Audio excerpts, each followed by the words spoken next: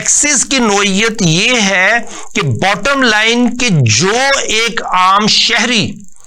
अगर उसने 1 लाख रुपए एडिशनल वैल्यू के कमाए हैं, उस एडिशनल वैल्यू पे ऊपर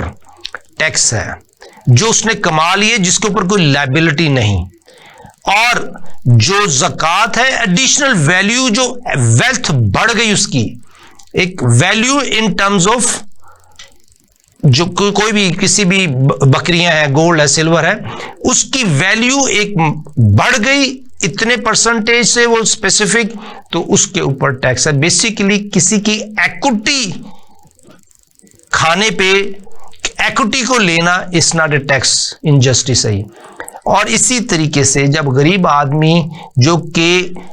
जब भी आपको पे करे खरीद में और वो गरीब से गरीब तर हो जाए, तो ये टैक्सेबल सिस्टम ठीक नहीं। ये पाकिस्तानियों की तरक्की में बहुत बड़ी रुकावट है।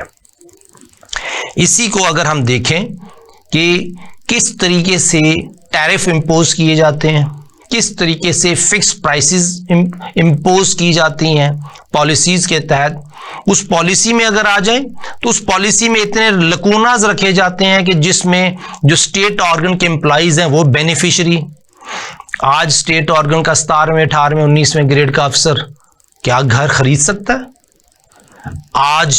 हम पाकिस्तानी, आम पाकिस्तानी, क्योंकि ओवर वैल्यूड है या इनकम हमारी बहुत लेस है, वैल्यू ऑफ इनकम बहुत कम है, तो हम नहीं खरीद सकते, क्योंकि हमारे जो सरकारी मुलाजिम है वो भी बेनिफिशियरी हैं इस सिस्टम के।